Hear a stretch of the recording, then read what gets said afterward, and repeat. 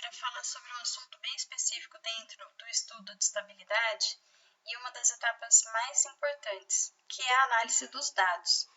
Então, a análise de tendência da estabilidade é o ponto-chave para definir se realmente está tendo uma queda de teor, se está tendo um aumento de impurezas durante o período de estabilidade, se existe a formação de produtos de degradação consideráveis, quer dizer, estatisticamente significativos, e acompanhar então qual seria a tendência para poder, inclusive, estabelecer o prazo de validade ou prazo de reteste desse produto. Então, a análise de tendência, ela faz parte de uma análise estatística e vai ser uma ferramenta muito importante para acompanhar os dados da estabilidade. Ela pode verificar a tendência em relação às alterações que podem ocorrer com o passar do tempo e para alguns parâmetros quantitativos, como o teor, produto de degradação, em geral, a gente vai conseguir ter uma análise que vai prever uma tendência para o futuro. Alguns outros parâmetros que são de desempenho, como a dissolução, estabelecer uma tendência com dados obtidos é um pouco mais difícil.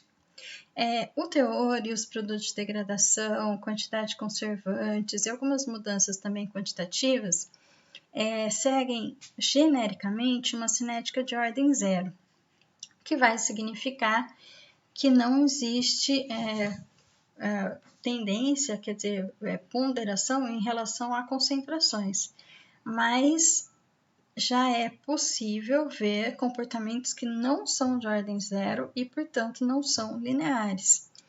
Existem algumas reações que podem ocorrer com ordem, então, 1 ou 2, principalmente no meio líquido, e que vão, então, levar a um comportamento, a um modelo que não é o linear e que vai fazer com que seja muito mais difícil prever a estabilidade a longo prazo e o comportamento, então, a longo prazo.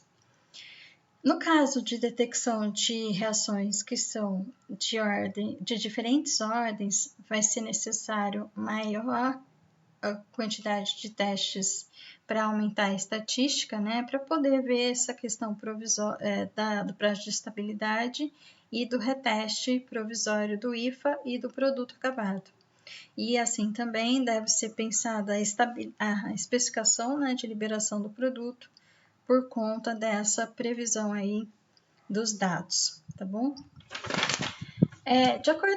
Falando agora de impurezas, vamos destacar os aspectos mais importantes da estabilidade, que é o surgimento de impurezas e produtos de degradação. Então, definindo impureza e produto de degradação, de acordo com a RDC 53, a gente pode dizer que impureza é qualquer componente presente no insumo farmacêutico no produto que não seja o insumo ativo nem o recipiente, quer dizer, excluindo a água, que não é uma substância definida, tudo que pode aparecer vai ser considerado uma impureza. Produto de degradação, em particular, vai ser aquela impureza resultante de alterações químicas que vão surgir durante a fabricação ou durante o prazo de armazenamento ou de uso do medicamento. Eu tenho aqui um acompanhamento em relação a impurezas, cujo a especificação, então, é menor que 5% no tempo final, que seria aqui durante a validade do produto. E no tempo inicial, a gente teve aqui um estudo que mostrou 0,01%. Após 12 meses, a análise de impurezas mostrou um valor de 2,25%. Então, tem um aumento de impurezas nesse período, mas ainda dentro da expectativa aqui de valor máximo. Com esses dados, é possível visualizar. Com esses valores, é possível traçar aqui um comportamento que seria uma tendência linear, E acompanhando, então, essa previsão, que a gente pode ver a partir de valores aqui de 24 meses, seria uma ordem de impurezas ao redor de 4,67%. Será que isso vai comprometer o prazo de validade? Será que isso realmente representa uma tendência? Tendo sido medido até 12 meses, a gente consegue extrapolar para 24 e vai estar aqui beirando o limite, mas ainda dentro do limite? Então, são questões, né, que têm que ser respondidas dentro dessa análise estatística. Observando outros dados aqui coletados, então, dados mais detalhados, considerando a especificação também menor que 5% de impureza, eu tenho valores aqui, né, de 3 lotes, o inicial, 3 meses, 6, 9 e 12.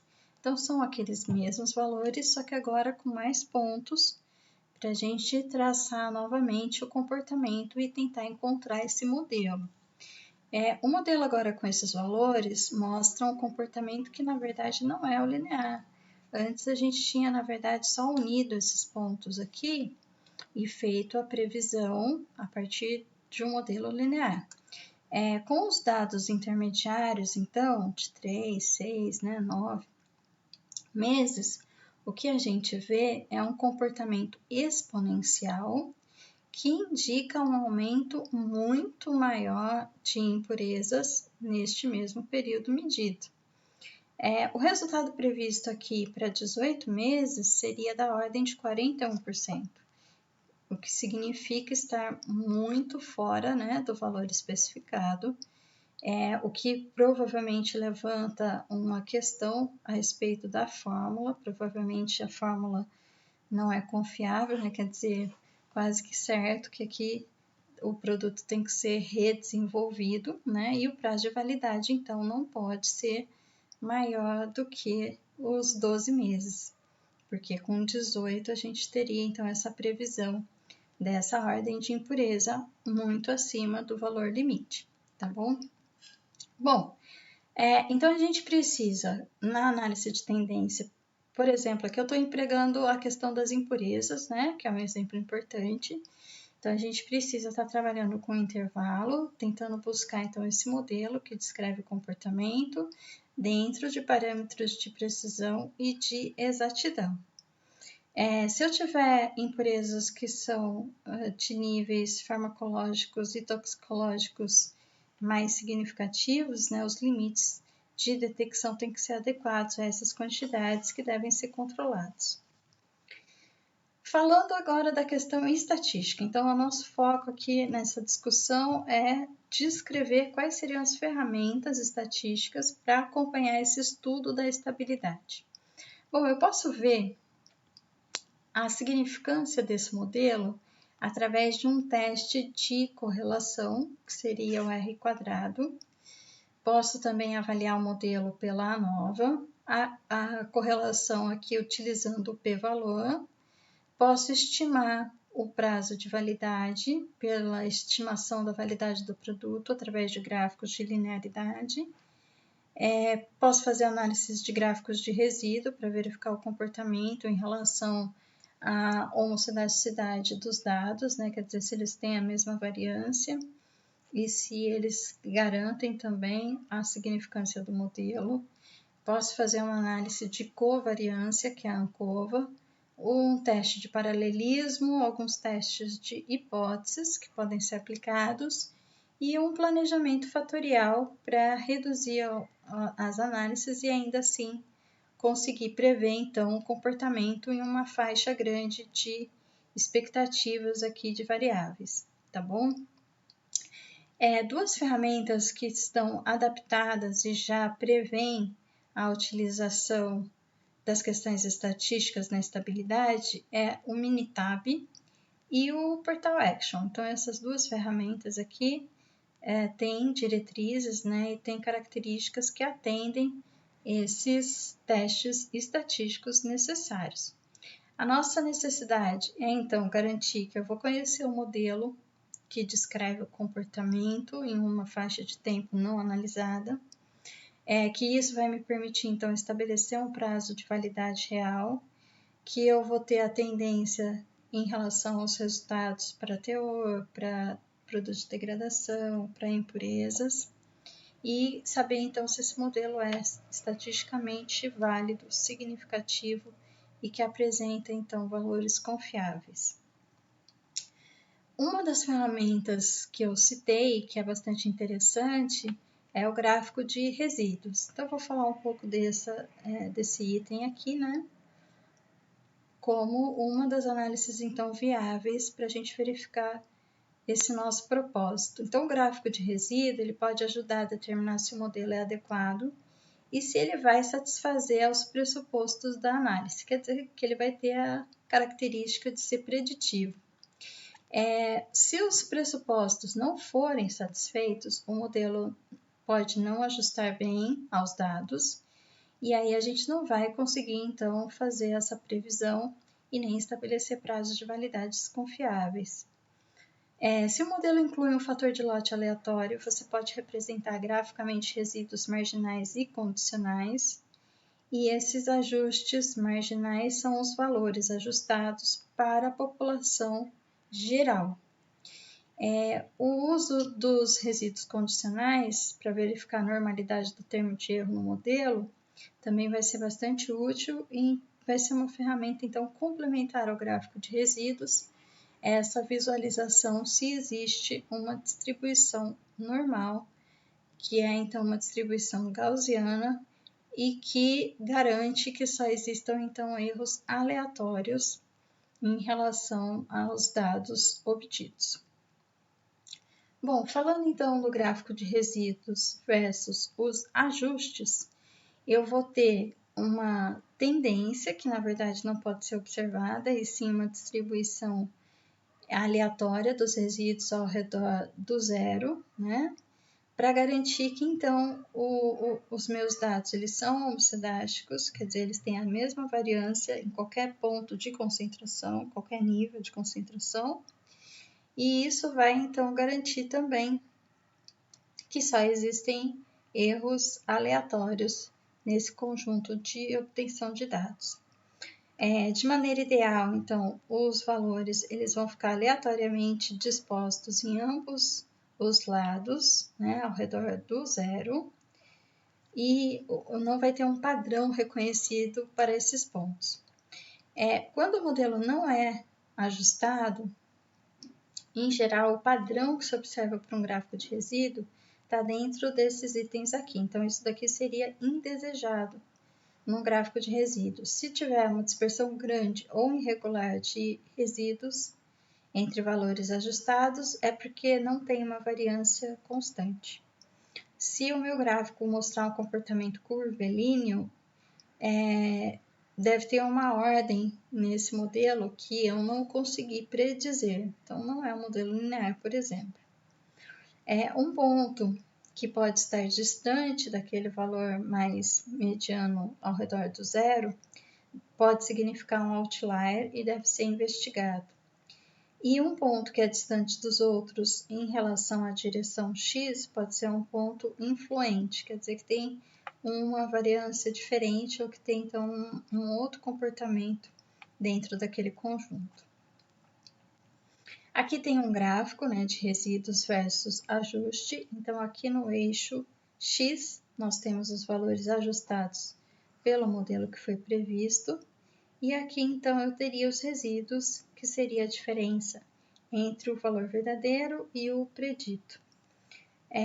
Os resíduos eles devem, então, estar concentrados ao redor do zero e distribuídos aleatoriamente ao redor do zero, quer dizer, tem que ter a mesma tendência de resíduos positivos e resíduos negativos, para que eu possa considerar, então, o meu modelo válido. Nesse gráfico aqui, o que a gente está vendo é um ponto bem distante que deveria ser investigado, porque ele tem uma característica de ser um outlier. Então, provavelmente ele é um ponto fora do ajuste e deveria ser investigado nessa relação aqui do modelo.